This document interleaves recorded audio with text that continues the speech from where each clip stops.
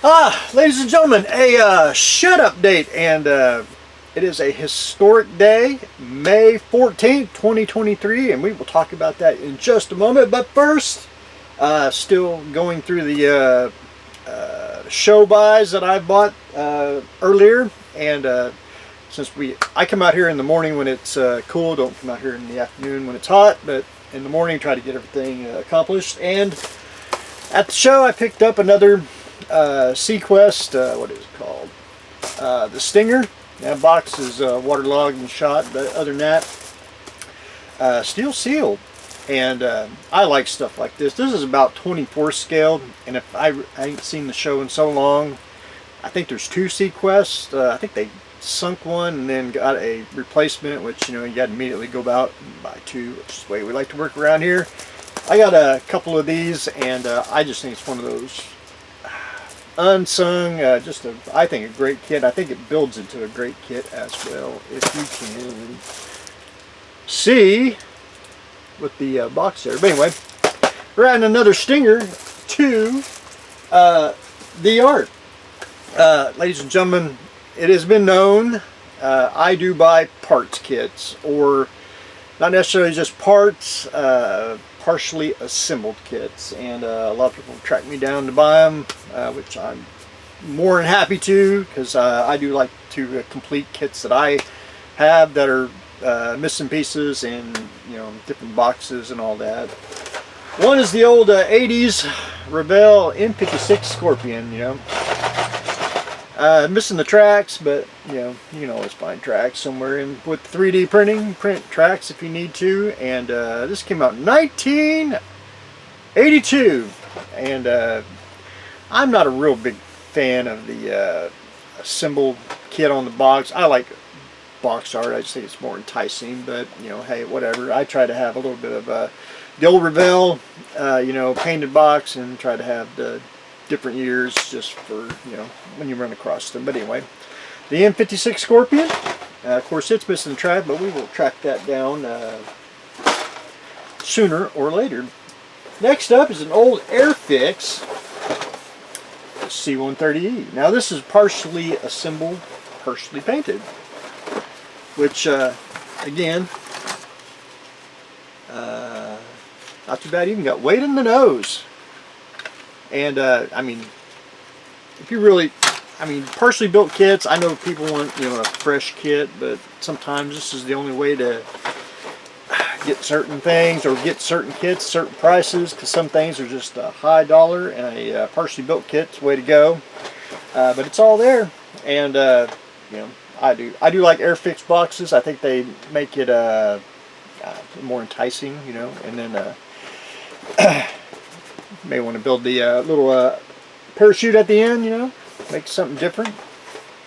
But anyway, I'm doing airplanes today since it's cool, since it's upstairs. And I should do an upstairs video, but everything's all set up down here, you know, to, you know, but I can do one, and we may do one before it gets really hot, and you know, talk about stuff up there. But anyway, adding a C-130 to the Ark. Now, ladies and gentlemen, it is a historic day, May 14th, 2023. I, your beloved host, does not have any layaways, open layaways at the hobby stores across town. I am caught up. I can't believe it. I paid off my last one a couple days ago, and it's just you know, one little burden that I don't have to do anymore. And there's the three last ones that I got out. One was the 16th scale 79 Firebird. However, I was thinking, you know, Smokey and the Bandit, you know, I know, but he's got the different grill. I think he's got the 77 grill or something like that. I know that's probably not the same, but close enough, you know. Now, I wouldn't personally build Smokey and the Bandit 1 and 2. I would build Smokey and the Bandit 3, or the Snowman becomes the Bandit. That's the one I would, and it's a different Firebird altogether. That's the one I built, because that's the least one, and no one likes the third one, but I do, because, you know, got Snowman in it. But anyway, 16 scale, I try to pick up the large kits, you know how it is. Just don't have an original one, but this is a reissue, and hopefully one day get the an original one to go with this one, and because I believe the original one's all in black because they were capitalizing on the Smokey and the Bandit, I assume. But anyway, large scale kit, adding somewhat of a Smokey and the Bandit to the Ark. Gundam. This was a hot kit. I actually got the first run, but I got like the second installment of it, if that makes sense. That is Gundam Aerial. This is the what's it called? Something witches. Yeah, well, whatever. The Witch from Mercury. That's it. That's the new Gundam series out where they got you got her and got her little female partner. I'll leave it at that. But Gundam Aerial is basically a female Gundam piloted by a female, which number one had to have that right off the bat. And I have watched the first couple shows, which is really excellent. But like all Gundam shows, some are pretty almost the same. But the first two episodes were really excellent on this, and this kit came out at the local hobby store, and I was like, I'll wait a week, because they had a bunch of them. I mean, they were stacked to the ceiling, gone within a week. So another 2 weeks later, you got another batch in, and I picked one up. So anyway, and I like to try to have one of the Gundams of the series, just to have the line them up where you have the different the first, second, third, something like that. And there's certain ones that I like really well, and then if a female drives one, that is what I like to get. But anyway, we're adding Gundam Aerial to the Ark. And last but not least, ladies and gentlemen, now if you have sensitivities and or get offended, you're going to have to turn me off right now. We're going to talk about a very sensitive topic here, and a specific model kit. My last kit that I picked up at the hobby store was Slave 1.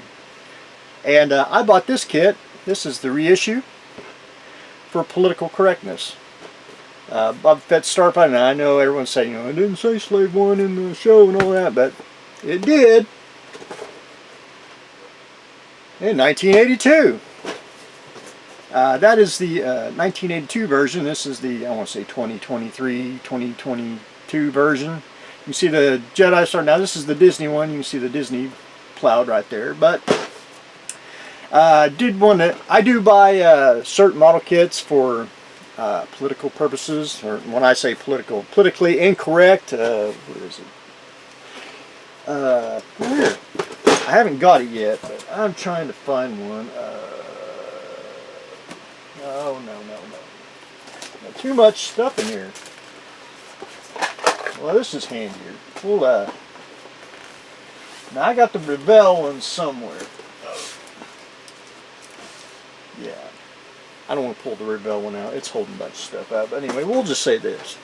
Revell came out with their little Hanobo, and there's a sticker on the Revell kit that says this is not a real aircraft, because it confuses the little children's or the other people. And I haven't got that box because I want the box for the sticker. But anyway, Slave 1 and the Boba Fett Starfighter, which, and if you really look, it's two different boxes. I mean, there's little subtle differences. Plus, I know this is a reissue. One thing I do like about, I do like old school box art and everything, but that's on the back. I do like newer boxes. Now I know they try to capitalize on the old nostalgia, but I do like the back of the box, and I assume Jim Small built that, since he does all the round 2 MPC builds.